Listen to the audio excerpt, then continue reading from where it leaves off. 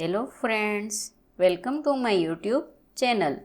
તો આજે હું તમારી સાથે શેર કરીશ એવી રેસીપી કે તમને જોઈને જ ખાવાનું મન થઈ જાય. અને આ રેસીપી એટલી ઝડપથી બનીને તૈયાર થઈ જાય છે કે મહેમાન આવે તો 10 મિનિટમાં બનાવીને તૈયાર પણ કરી શકો છો. તો બહારથી કાંઈ લાવવાની પણ જરૂર નહીં પડે. તો ચાલો બનાવવાનું શરૂ કરીએ. તો એના માટે આપણે અહીં 1 વાટકા જેટલું ટોપરાનું ઝીણું ખમણ આવે છે તે લીધું છે. આપણે અહીં જાડા ખમણનો ઉપયોગ નહીં કરીએ. તમારે કોઈ પણ 1 વાટકીનો માપ સેટ કરી લેવાનું. હવે એક મિક્સર જાર લેશું અને તેની અંદર આપણે ટોપરાનું ખમણ ઉમેરીશું. આપણે જેટલું ટોપરાનું ખમણ લીધું હોય તેનાથી અડધી આપણે ખાંડ લેવાની છે. આને હવે આપણે મિક્સરમાં પીસી લેશું. આને પલ્સ મોડમાં જ પીસવાનું છે. આપણે સાવ તેનો ભૂકો નથી કરવાનો, એટલે અધકચરું હોય તેવું જ રાખવાનું. આ સરસ એવું મિશ્રણ બનીને તૈયાર થઈ ગયું છે. તો તેને હવે આપણે સાઈડમાં રાખી દઈશું. હવે આપણે એક કઢાઈ લેશું અને તેની અંદર આપણે જેટલું ટોપરાનું ખમણ લીધું હતું તેટલો જ આપણે રવો ઉમેરવાનો છે. જો જાડો રવો હોય તો તમારે તેને પલ્સ મોડમાં એકવાર કરી નાખવાનું, એટલે સરસ એવો ઝીણો થઈ જાય. આપણે આમાં ઘીનો ઉપયોગ પણ નથી કરવાનો.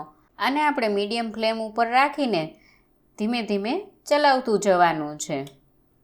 તમને એ વાતની નવાઈ લાગતી હશે કે મીઠાઈ બને છે અને ઘીનો ઉપયોગ નથી કરવાનો. હા, આ વાત સાચી છે. આપણે આમાં બિલકુલ ઘીનો ઉપયોગ નહીં કરીએ અને ફક્ત 3 જ વસ્તુથી આપણે બનાવીને તૈયાર કરી લેશું. તો વિડીયોને તમે એન્ડ સુધી જોજો. તમે જો આ મેથડથી બનાવશો ને તો તમારી પણ સ્વીટ 100% પરફેક્ટ જ બનશે.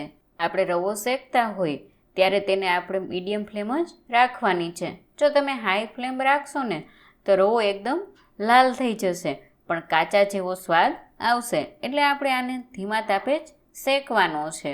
તો આવી રીતે આપણે 5 મિનિટ તો શેકાવા દેવાનો છે. 5 મિનિટ થશે એટલે તેનો કલર હલકો એવો ચેન્જ થવા આવશે. સરસ રીતે રવો શેકાઈ જાય અને તેમાંથી સુગંધ આવવા લાગે એટલે આપણે જે મિશ્રણ બનાવીને સાઈડમાં રાખ્યું હતું તે ઉમેરી દેવાનું છે. બધું મિશ્રણ ઉમેરાઈ જાય એટલે આપણે 1 થી 2 મિનિટ આપણે તેને શેકાવા દેવાનું છે. એટલે જે કાંઈ ટોપરાનો કાચો સ્વાદ હોય તે જતો રહે. તો આવી રીતે આપણે મીડિયમ ફ્લેમ ઉપર રાખીને તેને શેકી લેવાનું છે. 1 મિનિટ થઈ જાય એટલે આપણે તેમાં 1 કપ જેટલું દૂધ ઉમેરીશું.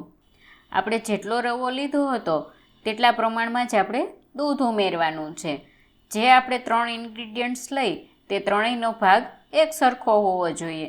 તમારે જેટલી સ્વીટ બનાવવી હોય પણ તેનું માપ તો એક સરખું જ રાખવાનું છે, એટલે તમારી મીઠાઈ સરસ જ બનશે. અહીંયા મેં 1 પિંચ જેટલો ગ્રીન ફૂડ કલર લીધો છે. બિલકુલ તે ઓપ્શનલ છે. જો તમારે નાખવો હોય તો પણ નાખી શકો છો અને ના નાખવું હોય તો સ્કીપ કરી દેવાનો. આને આપણે સતત હલાવતું જ રહેવાનું છે. અને જો તમારે 1 ચમચી જેટલું ઘી અહીંયા નાખવું હોય તો પણ તમે નાખી શકો છો, પણ તે કંઈ નાખવાની જરૂર નહીં પડે. તો પણ તેનો ટેસ્ટ સરસ જ આવશે. તો આ રીતે આપણે તેને હળવે હળવે ચલાવતું જવાનું છે. તમે જોશો ને તો હવે ધીમે ધીમે તે પેનની સપાટી છોડવા લાગ્યું છે અને ચમચામાં આ રીતે તેમાં ચોંટવા લાગ્યું છે. આ રીતે હાથથી આપણે ચેક કરી લેવાનું. જો આવી રીતે ગોળ ગોળ થાય ને ત્યાં સુધી આપણે ગેસને ચાલુ રાખવાનો છે. તો આને આપણે ઠંડુ કરવા માટે એક ડીશમાં કાઢી લેશું. આની અંદર તમારે જો કાજુ, બદામ, પિસ્તા કે કોઈ પણ ડ્રાયફ્રૂટનો ઉપયોગ કરવો હોય તો પણ તમે કરી શકો છો. મેં અહીંયા ખાલી કાજુનો જ ઉપયોગ કર્યો છે. તો તેને આ રીતે ઝીણા કટકા કરીને તેમાં ઉમેરી દીધા છે.